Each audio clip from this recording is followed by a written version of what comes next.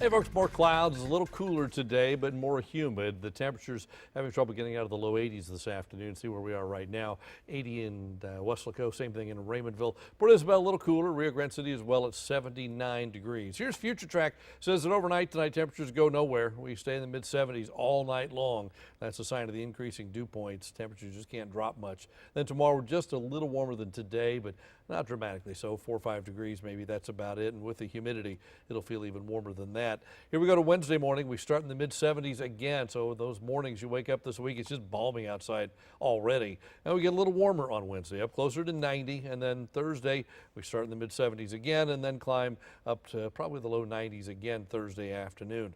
The next 7 days worth of high temperatures, the normal for this time of year is 89. We may touch that briefly Wednesday, but then go above for the rest of the forecast period. Even with a weak front coming in late Friday into Saturday, it cools it off from Friday, but really still above average. Cloud cover across Texas. We've seen a lot of moisture kind of spilling northward across Texas from the Gulf of Mexico, making its way all the way up toward the northwest, and that creating some severe weather in parts of eastern New Mexico and Colorado. There's a cool front on the map. You say, oh, look, Tuesday, it's already in New Mexico.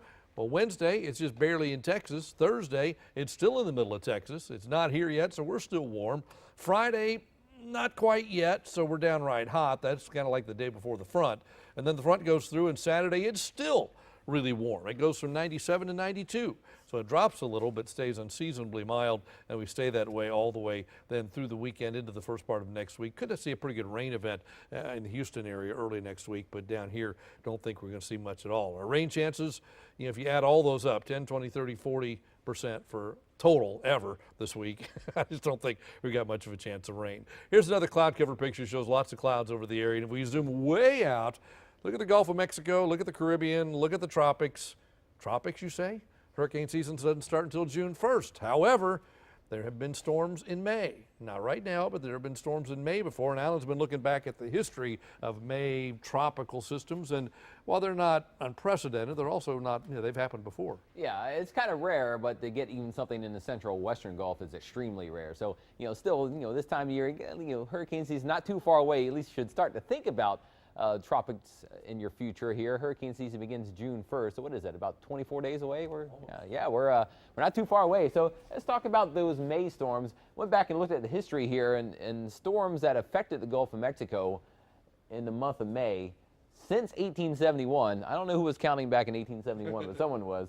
9 tropical storms and 1 hurricane since 1871 up through last year. I think the most recent was about 2012 to have anything touched the Gulf of Mexico. But Hurricane Alma was the strongest and only hurricane May of 1970. Look at the path, though. You can see everything that moved on in, and this zips in over time and all the tracks. And you notice nothing affected the Western Gulf. We did have, nothing affected the far Western Gulf where we are. We did have that one, they used to give them by the number way back in the day. One was the storm in 1871. This one right here that hit up by Houston. Again, 1871.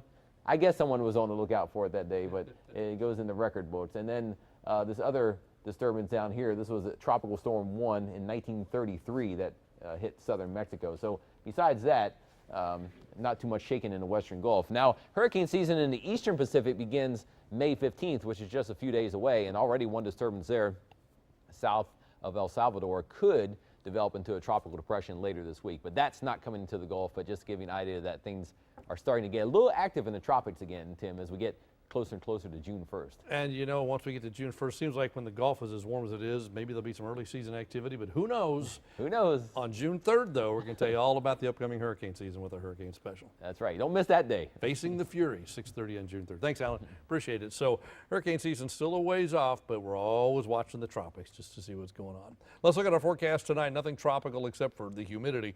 Mostly cloudy, warm and humid, 74 for a low. And then tomorrow, plenty of clouds again. The breeze still pretty good out of the southeast, 15 to 25. Your high tomorrow of about 87 degrees. We're at 89 on Wednesday, 93 on Thursday. Could be a sprinkle really any day this week until that front pushes through, which will probably happen late Friday, early Saturday. And with that, we clear the skies out. We make it mostly sunny, but it doesn't cool things off very much. We're still in the 90s for the Mother's Day weekend all across the valley, including the Monday that follows.